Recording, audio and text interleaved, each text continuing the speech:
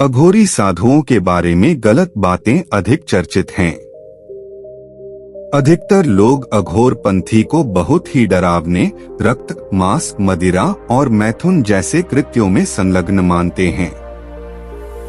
अघोर पंथी के अनुयायियों के विषय में मान्यता यह है कि वे दीन दुनिया से दूर सांसारिकता से विरक्त एक सन्यासी समुदाय हैं, जिनका कार्य मात्र अपनी इष्ट सिद्धि के लिए भयंकर कृत्यों को करना होता है, किंतु सत्यता कुछ और है।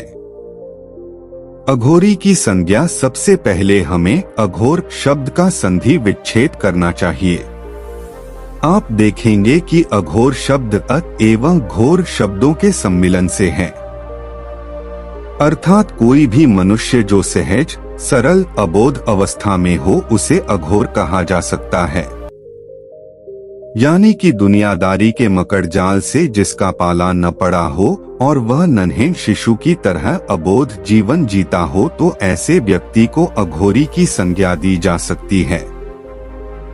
दोषों से मुक्त यहाँ अबोधता से आशय शिशु जैसी अबोधता नहीं, बल्कि जागृत व बोध युक्त अबोधता से है। ग्रंथि रहित होने का तात्पर्य है कि वह व्यक्ति सतसत, क्रोध, लोभ, मोह, माया, राग, विराग आदि दोषों से मुक्त जो जीवन जी रहा हो। सहजता आत्म जागरण की ऐसी अवस्था अघोरपंथी साधक अन्य पंथ के साधकों से कहीं अधिक सहजता से प्राप्त कर लेते हैं। इसका एक मुख्य कारण है कि वे जगत में रहते हुए जगत को त्याग चुके होते हैं और ये क्रिया अन्य पंथियों के लिए बहुत कठिन होती है। अन्य पंथों में इस निर्दोषता और आत्मजागरण की अवस्था प्राप्त करने के लिए जगत मोह सबसे बड़ी बाधा बन जाती है। निर्दोष आप बुद्ध व महावीर की निर्दोषता और आत्मजागरण के बारे में भली भांति जानते होंगे। महावीर का नग्न होना एक सामान्य घटना थी, न कि कोई विशिष्ट उद्देश्य से संचालित सोची समझी चाल। बस सहज भाव से उनमें बुद्धत्व घटित हुआ और बुद्धत्व की इसी अवस्था में एक अबोध शिशु के समान निर्दोष हो गए। स्वभाव ध्यान रहे कि सोचा समझा कृत्य कभी भी स्वाभाविक अवस्था नहीं प्राप्त करा सकता है।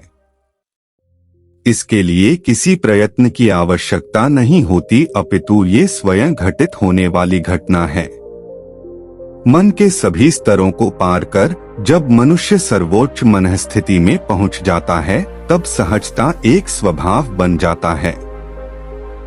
संप्रदाय जगत में अघोरियों का प्रादुर्भाव किसी भी छल व धोखे में शामिल व्यक्ति को बहुरूपिया कहा जाएगा, न कि अघोरी साधक शैव, कापालिक व कालामुख आदि संप्रदायों से जुड़ा हुआ है। इसके अलावा इसमें शाक्त संप्रदाय की तांत्रिकता भी उपस्थित है। पौराणिक मान्यता के अनुसार अघोर पंथ को भगवान शिव ने स्थापित किया था। अवधूत भगवान दत्तात्रेय को अघोर पंथ में प्रबल रूप से आराध्य माना जाता है। जनसामान्य की भाषा में अघोरी साधकों को औघड़ भी कहा जाता है। साधना क्रिया अघोर पंथ में दो अलग अलग साधनाएं अथवा क्रियाएं अपने साध्य को प्राप्त करने के लिए अपनाई जाती हैं। पहली है अघोर पंथ की शव साधना क्रिया और दूसरी है सात्विक साधना क्रिया। सामान्यतया शव साधना को अघोर पंथ से अधिक जोड़ा गया है। साधना की इस विशेष विधि में श्मशान में मृत शरीर के ऊपर पैर रखकर चिता भस्म लपेटे अघोरी उपासना के लिए कपाल और अंगुली माला का प्रयोग करते हैं। इसके साथ ही कई बार वे मृत शरीर को खाते हैं तथा रक्तपान करते हैं। इसके पीछे मान्यता है कि इससे समदर्शिता प्राप्त होती है। इसके अलावा घृणा, द्वेष आदि विकारों का परिमार्जन भी होता है। मैथुन इसके अतिरिक्त इसमें मैथुन का विशेष स्थान है। ये मैथुन जीवित मनुष्य के साथ न होकर मृत देह के साथ होता है।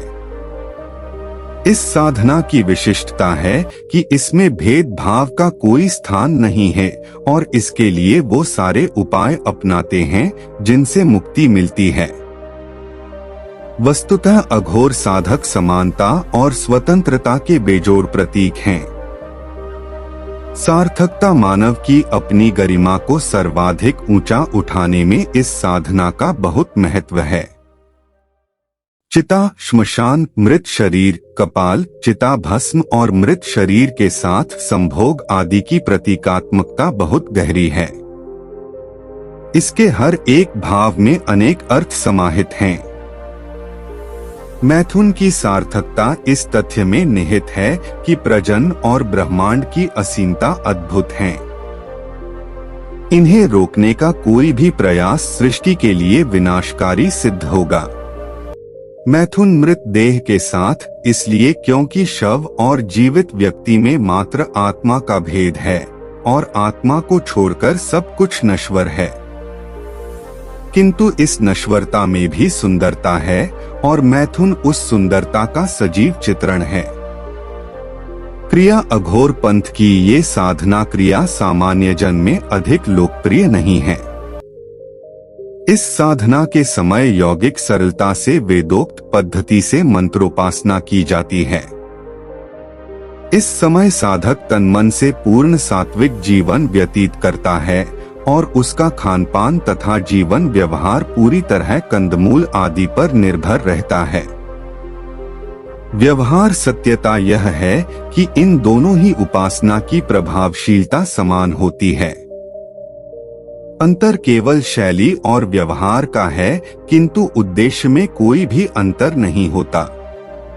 सामान्य जन की इन दोनों पद्धतियों में आस्था हो सकती है, किंतु जहाँ तक भ्रम का प्रश्न है तो अधिकांश को इस साधना की दूसरी क्रिया के बारे में अनुमान ही नहीं होता।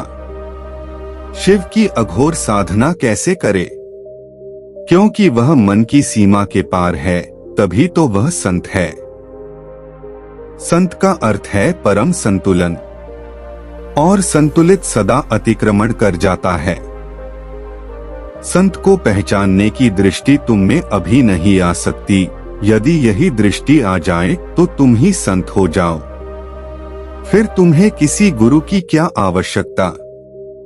संत तुम्हारी धारणाओं में नहीं समाएगा, वह छूट छूट जाएगा। तभी तो वह मन की सीमा से तुम्हें मुक्त करने में समर्थ है, क्योंकि खुद मुक्त है। किसी संत को उसके वेशभूषा से नहीं टटोलना चाहिए। संतों के सिलसिले में शिव की अघोर रूप में साधना का बड़ा महत्व है। शिव के अघोर रूप की नित्य साधना से भूत प्रेत आदि शिवगण आपके कार्यों में सहाय बनते हैं। इस मंत्र के नित्य जाप और हवन से आप अपने साधना के क्षेत्र में अगले श्रेणी की ओर अग्रसर हो जाएंगे। अघोरेभ्यो नम। अघोर पंथ के लोग 4 स्थानों पर ही श्मशान साधना करते हैं।